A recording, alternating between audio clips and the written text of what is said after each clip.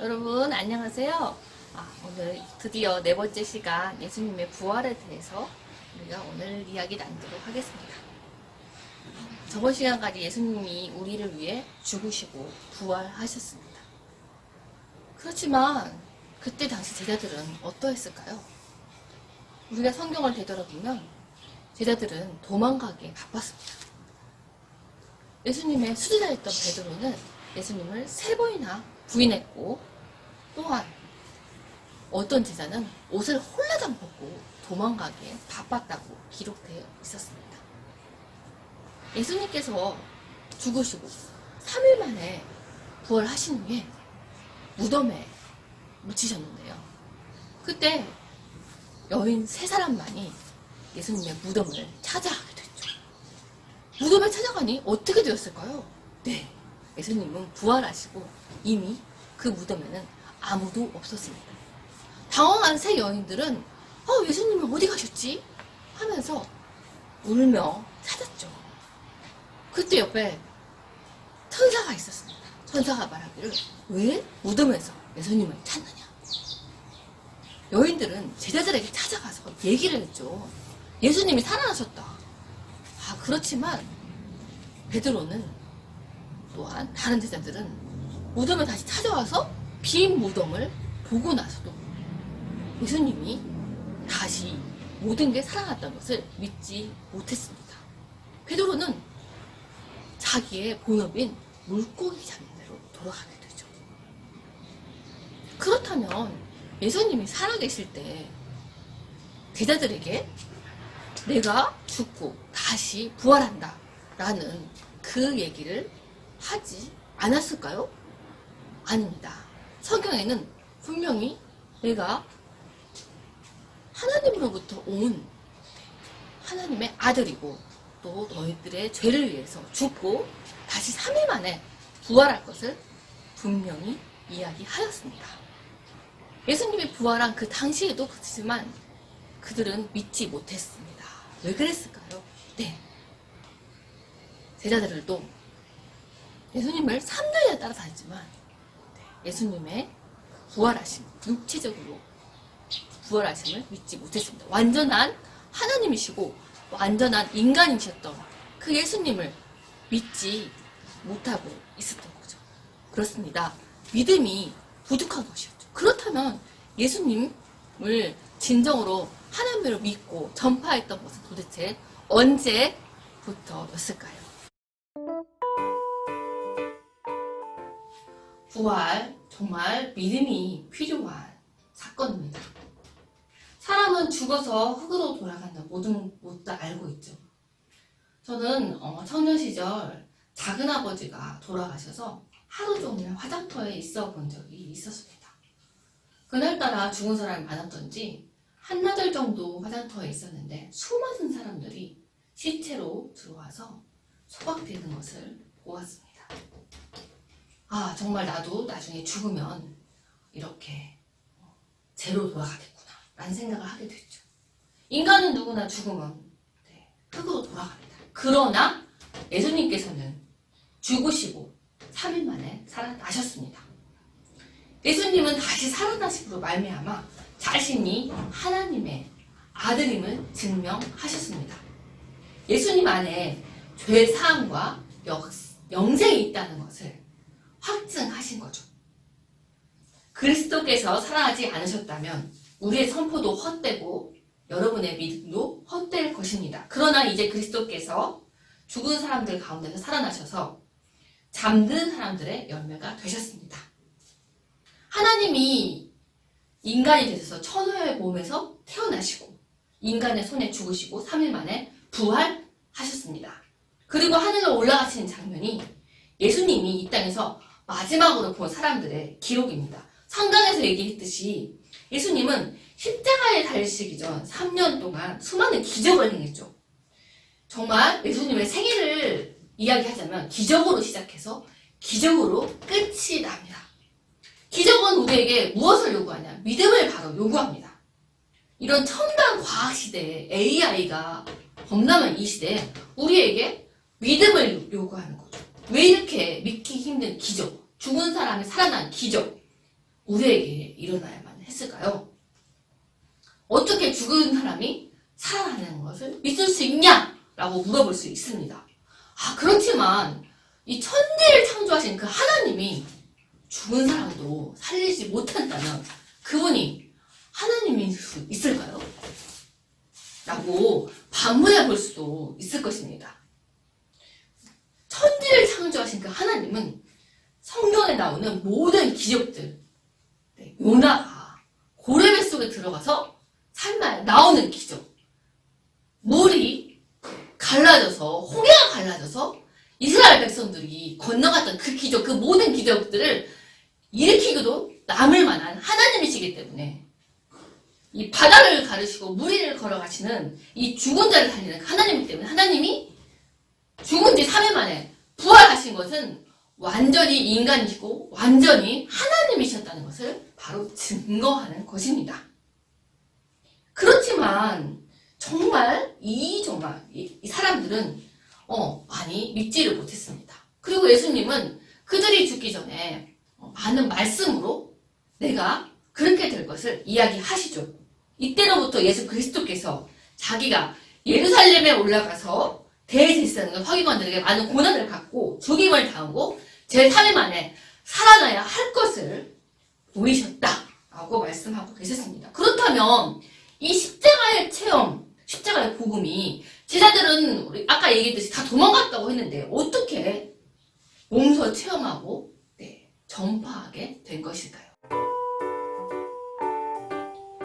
예수님의 제자들도 그 부활하신 예수님을 만난 후에야 예수님을 믿었습니다. 앞에서 말했듯이 예수님은 제자들이 3년이나 동고동락하여 예수님을 쫓아다니고 가르침을 받고 심지어는 제자들 능력을 행했습니다. 그렇지만 예수님이 죽으실 때 예수님 버리고 다 도망갔습니다.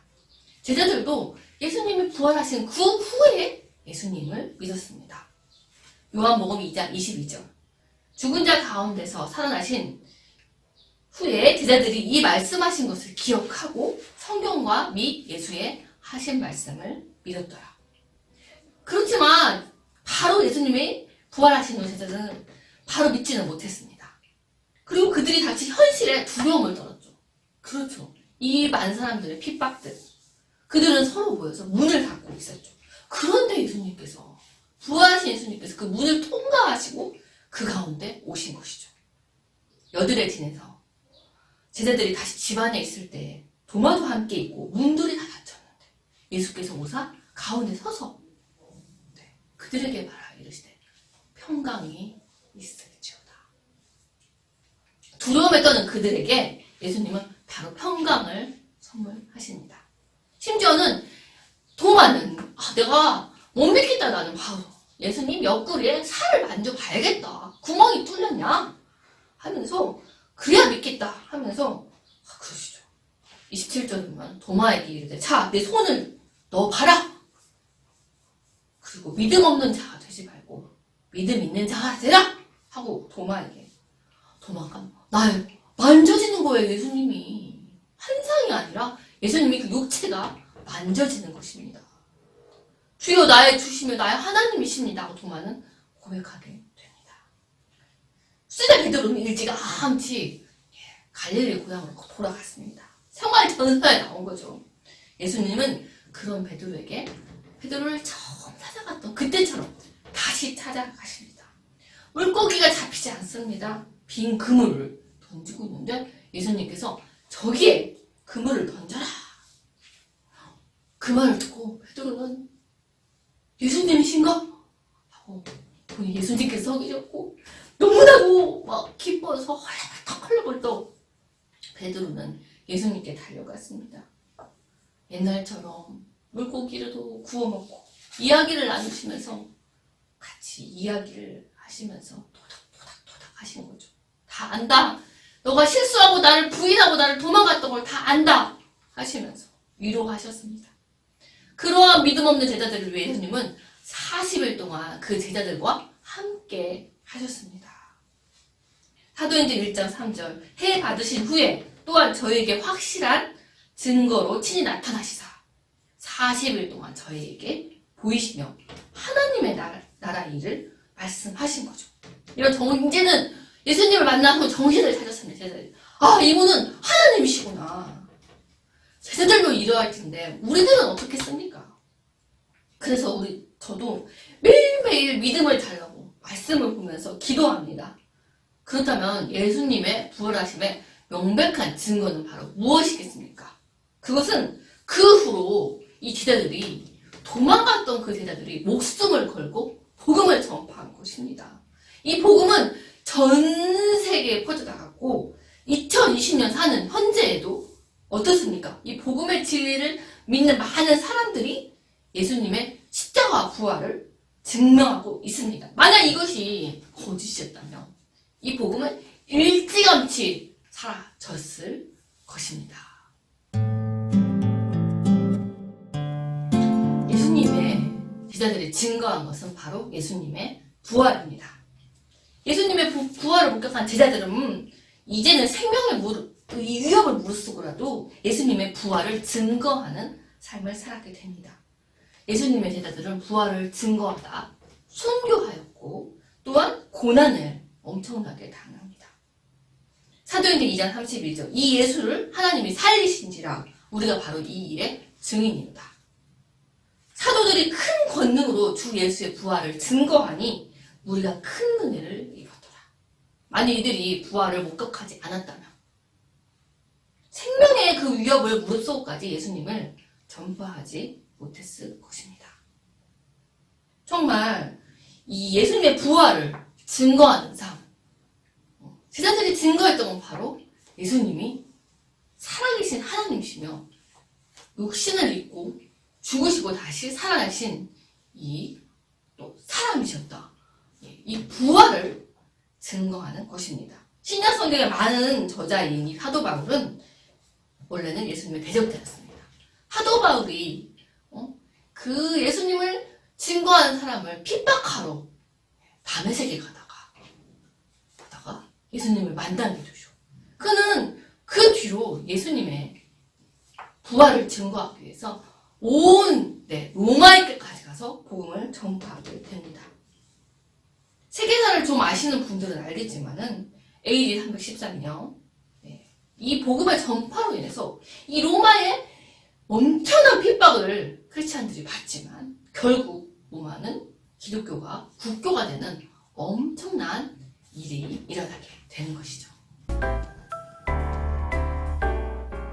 부활로 모든 성경 말씀을 믿게 되는 것입니다. 성경의 모든 말씀을 믿을 수 있는 것은 바로 예수님께서 부활하셨기 때문입니다. 하나님께서는 성경 말씀을 하나씩 이해하고 깨달아서 믿게 하신 게 아니라 바로 부활의 표적을 통해서 성경의 모든 말씀, 구약은 예수님이 태어나실 것이다. 신약 예수님이 태어나셨다, 부활하셨다. 이것을 믿게 하셨습니다. 요한복음 2장 22절 다시 말하지만 죽은 자 가운데서 살아나신 후에야 제자들이 이 말씀을 기억하고 성경과 예수의 하신 말씀을 믿었더라. 두 번째, 부활을 통해 성경의 모든 말씀이 아멘함으로써 하나님께 영광을 돌리게 되는 것입니다. 세 번째, 예수님의 부활로 성경의 모든 말씀을 믿게 되므로 예수님의 부활은 이 세상에 형성된 모든 가치관을 넘어뜨릴 수 있는 큰 힘입니다. 이 부활로 인해서 우리는 인생관을 가지게 되죠. 우리는 정말 나그네 인생관, 우리가 왔다가 다시 돌아가는 인생관임을 알게 되고, 두 번째는 소유관. 우리가 이 여기 있는 것을 하나도 소유할 수 없다는 그 사실을 부활로 알게 되며, 죽음관. 나는 부활이요 생명이니 나를 믿는 자는 죽어도 않고 살아서 나를 믿는 자 영원히 죽지 아니하는 이것을 내가 믿느냐.